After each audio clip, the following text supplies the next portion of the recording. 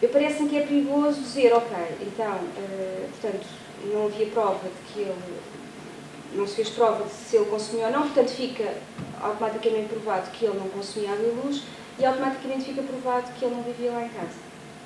Este é um exemplo paradigmático e eu trouxe-o de propósito, porque os dias que correm, e sobretudo com a crise, há situações de pessoas que efetivamente vivem e não têm consumos de água e luz, porque não têm contrato, porque não têm dinheiro para manter a água e luz. Portanto, é perigoso fazer este raciocínio automático e matemático de 2 e 2 são igual a 4, não é? Ou 3, ou seja, passa-se imediatamente para os fatos essenciais. Portanto, isto é um exemplo, enfim, de se calhar extremo, mas é de propósito, e isto acontece nos tribunais, não é assim tão abstrato como isso. Não sei se têm dúvidas, se eu estou a ser muito rápida, se eu estou a ser muito teórica, muito... Então, deixe-me já agora interrompê-la só para... Isso! Não, curiosamente, acabou de dizer este facto. Eu tive na minha vida profissional uma ação de despejo no Seixal, em que o autor pôs a ação, é contestado e dizer, não, eu vivo lá. Eu tinha, em meu poder, nessa altura, guardámos as provas, e eu habituei-me a isso, a guardar sempre os últimos cartuchos, não é? Não as demonstrar logo, agora não, temos a petição que temos que dizer e na contestação também. Mas então, no meu vida profissional, aconteceu isto, o autor, o réu, acabou por dizer que sim, senhor, vivia lá, e eu tinha os consumos de água, 0, eletricidade, 0, e, naturalmente, em julgamento, juntei os documentos. O juiz, recordo perfeitamente eu, o Sr. Alessandro Passoal, que é um juiz de categoria, por acaso, que disse, olha, o senhor usa poderes que tinha, não é? Já na altura 14, e na altura, o senhor faz favor, chega aqui. Então, o senhor, como é que explica que temos aqui água 0, o senhor acabou de dizer, ou na sua contestação dá a dizer que vive lá, como é que o senhor explica isto? Eletricidade 0, água 0. O senhor sabe que eu vivo num restaurante, tenho um restaurante, passo a minha vida lá, até às 2, 3 da manhã, quando chego a casa. Chego a casa e... O senhor descreva como é que era a sua vida. E eu lá fui dizendo, e então que abria a porta, ao lado direito a porta tinha uma vela, e portanto dirigia-se à cama, não precisava de eletricidade, mas já vinha com a história toda contada, e enquanto a tomar banho, não tomava banho, tomava banho no restaurante. Portanto, isto é para no fundo, evidenciar que já nesse tempo, portanto, do tempo do processo civil, havia este tipo, digamos, de artimanhas. Claro que o juiz condenou como litigante de má fé e, portanto, foi despejado, não é? Ele, efetivamente, não vivia lá. Tinha este tipo de estratégia, não é? Isto para lhe dizer que, no fundo, a doutora acabou por dar um exemplo, vou dizer a minha vida profissional. Desculpa. Pronto, então se calhar avançávamos para a réplica, também é outra matéria muito sensível deste Código de Processo Civil. A réplica, nos termos do 584, número 1, deixou de ser possível, ou deixou de ser admissível para ser, no fundo, para o autor, enfim, responder às exceções deduzidas pelo réu, na contestação. Agora é só admissível se houver reconvenção e, naturalmente, nas ações simples de apreciação negativa, como já aconteceu no anterior Código. Há uma única exceção a esta regra, que é a exceção de incompetência relativa arguida pelo réu, nos termos do artigo 103, número 2, em que, neste caso, ainda há um articulado. Mas eu penso que este 103, número 2, ainda é um resquício, porque, enfim, a inadmissibilidade da réplica como resposta às exceções surgiu apenas na Assembleia da República. Portanto, quando foi a proposta de lei, quando foi para a Assembleia da República, previa a réplica ainda como possibilidade de resposta às exceções. E vamos ver que há uma série de normas que gravitavam à volta desta possibilidade, que agora, enfim, é muito difícil coordenar isto tudo. Enfim, vai depender muito dos senhores juízes, naturalmente, mas há de facto esta dificuldade. A tréplica deixou de existir definitivamente. Portanto, eu, como vos dizia, esta inadmissibilidade da réplica para ser usada como resposta às exceções levanta agora algumas questões, que é a primeira das quais é saber qual é que é o momento, então, em que o réu deve responder, que o autor deve responder às exceções invocadas pelo réu. Nós temos uma norma que é a regra geral prevista no artigo 3º, número 4, que diz que as exceções devem ser respondidas na audiência prévia ou, não havendo esta diligência, no início da audiência final. E depois temos outras regras. Temos o artigo 587, número 1, que diz que a falta de apresentação da réplica ou a falta de impugnação dos novos factos alegados pelo réu tem um efeito previsto no artigo 574, ou seja, o efeito da impugnação, no fundo, a admissão por acordo desses factos. Portanto, no fundo, como conjugar tudo isto? Eu penso que, e também para abreviar, porque não sei quanto tempo é que ainda tenho mais 5 minutos. 5 minutinhos? Está bem. Vai ser rápido então. Eu parece-me que regras, isto é um tema muito bem discutido, eu tenho a minha opinião pessoal, enfim, mas isto é tudo menos pacífico, é muito controvertido.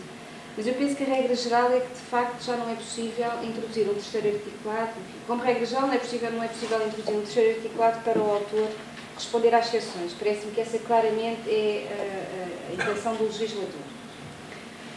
No entanto, o juiz parece-me que, ao abrigo do princípio da adequação formal, poderá introduzir em determinadas situações. Por exemplo, e isso terá naturalmente, essa introdução terá um caráter excepcional, mas se as exceções invocadas forem de tal forma complexas, parece-me que o juiz está legitimado para introduzir esse terceiro articulado para a resposta das exceções. E também me parece que há situações em que essa introdução do terceiro articulado é obrigatória.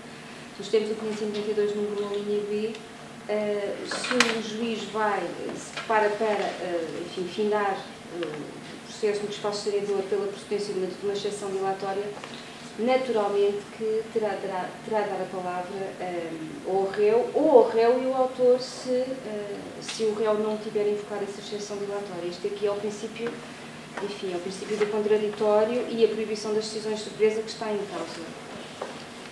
De qualquer forma, há uma outra questão mais sensível, que é se existir réplica por ter havido reconvenção e, simultaneamente com a réplica, se tiverem existido exceções, é ou não possível o autor, nesse articulado que existe, enfim, e é possível existir para a resposta da reconvenção, pode ou não o autor responder. Eu entendo que, ao abrigo do princípio da economia processual, deve ser utilizado, o autor deve ter possibilidade de responder às exceções nesse articulado. Isto também não é pacífico, o professor Rui Pinto, eu li há dias que não admite, porque diz que ela é claríssima, portanto, mesmo se nesse terceiro articulado, esta réplica verdadeiramente, se existirem exceções só na audiência prévia que elas podem ser respondidas, enfim, mas eu parece-me que também é o único caso que parece-me que está já na doutrina, não é? De qualquer forma, eu parece-me que, e aqui é que talvez surgem algumas dúvidas, eu parece-me que o autor deve ser combinado com, enfim, deve ser feita a combinação, se o juiz entender que o autor deve responder neste articulado, deve ser feita a combinação de que, se não responder, se consideram admitidos os factos. Eu penso que esta combinação, que a maior parte dos juízes entende que não é necessário fazer, mas eu acho que é importante, porque, de facto, a verdade é que com esta quantidade de normas que são aparentemente inconciliáveis, o autor não sabe verdadeiramente quando é que deve responder às exceções. E também pode ser o caso dele de ser um juiz que entende que ele, de facto, também, se entender como o professor Rui Pinto, pode ser condenado numa multa eventualmente, se responder às exceções. Portanto, isto pode acontecer. Portanto, eu acho que a melhor coisa é notificar, não só para responder à convenção, e daí a existência da réplica, como também às exceções que forem usadas. Uma palavra a propósito da réplica à compensação, que agora deixa de ser, enfim, aparentemente deixa de ser admissível a sua invocação como exceção perentória, se fosse de valor inferior à quantia peticionada pelo autor. Agora, independente dessa quantia ser inferior ou superior, parece que tem de ser sempre através, de forma, enfim, jurídica ou processual, terá de ser através da reconvenção. O professor Leite Freitas não concorda, entende que também está tudo a mesma, mas parece que os autores, os legisladores, agora já, enfim, transmutados em doutrinadores, nos vários livros que vão publicando, são da opinião que, efetivamente, esta é a intenção do legislador, é de que a compensação seja tratada como reconvenção, porque se trata de um objeto novo que, no fundo, vem perturbar a ação. Por exemplo, um caso simples de uma ação de não pagamento de faturas, por exemplo, em que o réu vem suscitar uma indenização decorrente de responsabilidade emergente de acidente de emissão, por exemplo. Portanto, isto vai trazer imensas dificuldades de defesa ao autor. E, portanto, sendo tratado como uma mera exceção, eu concordo também, parece-me que, enfim, é muito perturbador e, portanto, o autor deve ter possibilidade de se defender apropriadamente em relação a estes factos. E depois também é o efeito de caso julgado, que me parece importante, que deve ficar aqui, enfim, assente neste processo. Eu deixava a modificação do objeto de exceção, acho que já falei demais. Vou só terminar com os requerimentos probatórios. Portanto, já vos disse há pouco que agora nos articulados deve ser, toda a prova deve ser indicada nos articulados. A ideia essencial é de que cada vez que se alega um facto deve ser junta a prova respectiva, mas isso não significa que estes requerimentos probatórios não possam ser alterados. Isto é o que resulta do 552, número 2, relativamente ao autor, que pode fazê-lo na réplica se tiver havido contestação e, naturalmente, relativamente ao réu, se tiver havido réplica por parte do autor, também é possível o réu alterar o requerimento probatório, é o que resulta do 572 da linha B, segunda parte. Depois temos o 598, que é o, digamos, é o grande artigo dos requerimentos probatórios, em que nos diz aqui em que momentos é que ele pode ser alterado nos termos do número 1 na audiência prévia, ou então ainda nos termos do número 2, e agora só o rol de testemunhas pode ser aditado ou alterado até 20 dias antes da data da audiência final. Portanto, há aqui algumas, enfim, precisões relativamente à notificação das testemunhas, mas se calhar, se houver dúvidas, deixávamos para debate, se calhar passaria. Portanto, o meu objetivo aqui é apenas então só isso, partilhar inseguranças e dúvidas e incertezas sobre o processo civil. Nunca foi maior a ambição do que esta. A que tenho é a postura que tenho perante o processo civil e digo-vos isto de forma muito frontal e sincera, de uma tremenda humildade e de respeito, porque o processo civil é de facto uma das ciências do direito mais complexas, mais difíceis. Hoje, ao almoço, partilhava essa minha ideia sobre o processo civil com a doutora Margarida Paz. Às vezes é como um puzzle, não é? Nós olhamos para o processo civil como um puzzle. E eu hoje trago-vos aqui um tema que, para mim, é dos temas mais apaixonantes do processo civil. Desde logo porque é um princípio. E para mim é de facto importante perceber os princípios. É impossível perceber alguma coisa sobre o processo civil se nós não conhecemos os princípios. Os princípios ensinam-nos tudo. E digo-vos isto por uma razão muito simples. A partir do momento em que nós temos uma doutrina sólida relativamente aos princípios, em que conhecemos a sua história, conhecemos a sua evolução, nós conseguimos interpretar as normas. O que se pretende dos alunos do processo civil ou de qualquer estudante desta disciplina é que saiba interpretar as normas, independentemente da evolução legislativa. E, portanto, quem tem princípios dentro de si, quem conhece o princípio, sabe perfeitamente interpretar uma norma ou tem as ferramentas necessárias. Por outro lado, as normas jurídicas, quando estão em oposição uma com a outra, excluem-se e, portanto, entram em choque, por assim dizer. Os princípios não. A magia dos princípios está na possibilidade de podermos encontrar a conciliação e o diálogo entre eles. Portanto, o tema que vos trago hoje é o princípio do dispositivo. Em termos daquilo que há de ser a estrutura da minha partilha de dúvidas e de inquietações, trago aqui 3 pontos essenciais. O primeiro deles é a definição de um conceito e evolução, se quisermos, histórica do que é que foi este princípio do dispositivo. Em segundo lugar, falar aqui um bocadinho do ónus de alegação no Código de Processo Civil de 2013, e perdoem-me, eu tenho esta aversão a chamar-lhe um novo Código de Processo Civil, porque não o encaro assim. Portanto, olho para ele como o Código de Processo Civil de 2013, enfim, quase um ato de rebeldia da minha parte. E os tipos de factos em processo civil, porque quando falamos de princípio do dispositivo estamos a falar precisamente disso. E por último, o terceiro ponto é quase um desafio, que é a análise do sistema vigente e algumas perspectivas de direito comparado e também de comparação um bocadinho com algumas normas do nosso sistema vigente. Relativamente àquilo que é o conceito de evolução do princípio, não vos vou massacrar aqui com a história do princípio do dispositivo, mas achei, e acho que confio muito com aquilo que a doutora Margarida Paz falou aqui, é muito importante percebermos como é que evoluiu o princípio do dispositivo. Porquê é que é tão importante falarmos hoje do princípio do dispositivo? E digo-vos isto porque, em primeiro lugar, a primeira nota que vos deixo é que o princípio do dispositivo é uma trave mestra do processo civil. Ou seja, estamos a falar do coração do processo, daquilo que é o âmago, o fundo daquilo que é o processo civil. Em segundo lugar, dizer-vos o seguinte: quando se fala em princípio do dispositivo, estamos a falar aqui essencialmente da autonomia privada, daquilo que é a disponibilidade das partes relativamente aos seus direitos, E, portanto, quando o professor Alberto Reis, o saudoso professor Alberto Reis, pensou no princípio do dispositivo, já também iluminado por aquilo que era a lógica anterior e também dentro de uma concepção liberal, ele falava-nos que as partes têm a disponibilidade do processo na sua instalação, na sua conformação e também no seu termo. Isto basicamente queria dizer o quê? Em primeiro lugar, são as partes que instalam os processos. Os tribunais não se autoativam, para utilizar uma expressão clássica. O que significa que as partes têm que dirigir petições, têm que dirigir peças processuais, onde fazem o quê? Trazem factos para o processo e, para além disso, formulam pedidos. Há quem integre o princípio do pedido no princípio do dispositivo, eu afasto-os, tendo a autonomizá-los, porque entendo que cada um deles tem um objeto concreto.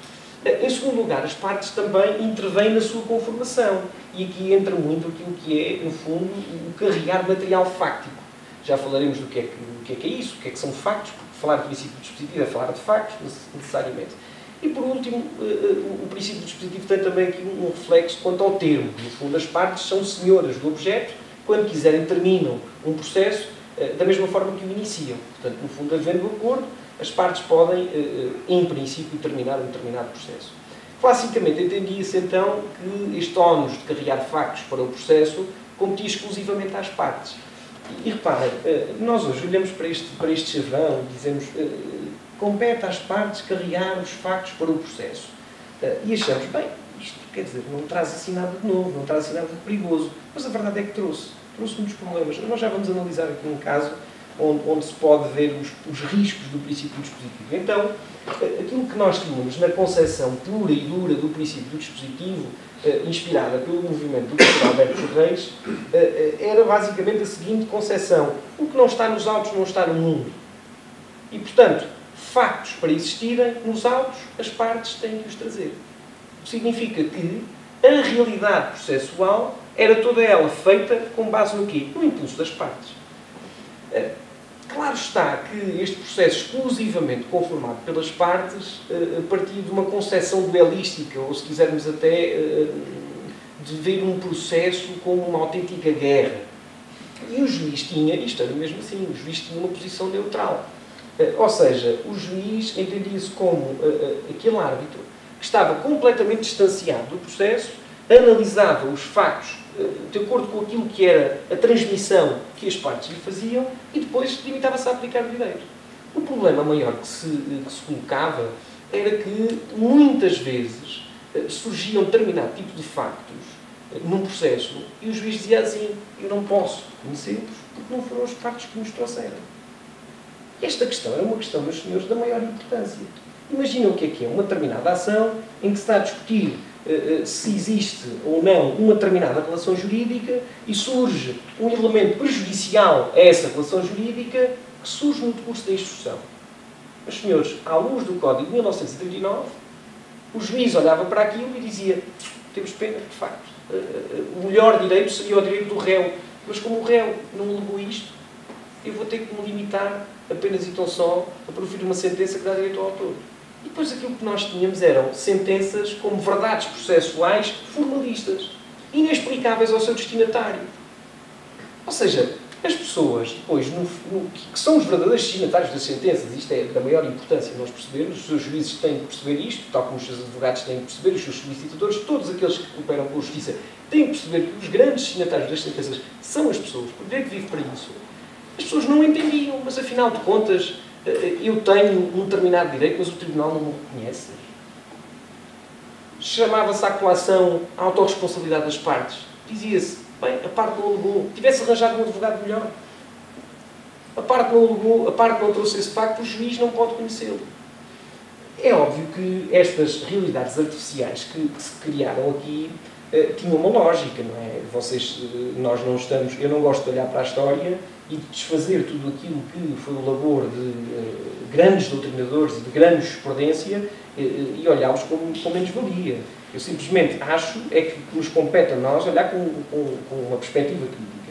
E a verdade é que a lógica do princípio do dispositivo nestes moldes, ou seja, um puro e duro princípio do dispositivo, um princípio muito rígido, tinha na sua base determinado tipo de ideias que fazem sentido. Uma delas era, desde logo, a questão da necessidade de imparcialidade do juiz. Dizia-se, defendendo uma concepção liberal, Dizia-se, o processo é das partes, as partes é que sabem os seus direitos, portanto o juiz tem que se manter o mais neutro possível e não pode entrar naquilo que é o ónus das partes, que é trazer determinado tipo de factos. Enfim, esta ideia hoje em dia é uma ideia que está relativamente ultrapassada, sobretudo a partir da reforma de 95-96. A reforma de 95-96 vem-nos trazer, eu julgo que se trata deste grande marco, vem-nos trazer esta ideia de que a introdução dos factos no processo civil já não depende exclusivamente das partes. Ou seja, significa que, ou quando o juiz toma uma determinada decisão, ele pode fundar a sua decisão não apenas nos factos que as partes trouxeram para o processo, mas também com base em determinados factos que foram conhecidos no desenrolar do processo. E reparem, nós às vezes olhamos para o processo e achamos que tudo isto é muito estático. E pensamos, bem, mas como é que a parte se esquecia de determinado facto? Meus senhores, a concepção do Código 39 era uma concepção muito rígida. Bastava que faltasse um determinado facto. E esse facto às vezes podia ter natureza instrumental. E o juiz, por falta de factos, dizia, eu não posso decidir. Eu não posso ir mais além. E hoje em dia a realização, ou a ideia de realização da justiça, leva-nos a esta ideia de fuga ou formalismo. Portanto, o Código de 2013 é um código que opera uma revolução, eu diria quase uma revolução no âmbito do princípio do dispositivo, faz no fundo aquilo que é, se quiserem em termos de análise quase científica, a evolução de um caminho que já estava a ser percorrido e provavelmente o encerramento ou o final em termos de evolução será aquilo que hoje se pratica no processo alemão. Mas nós estamos a meio termo, mais ou menos.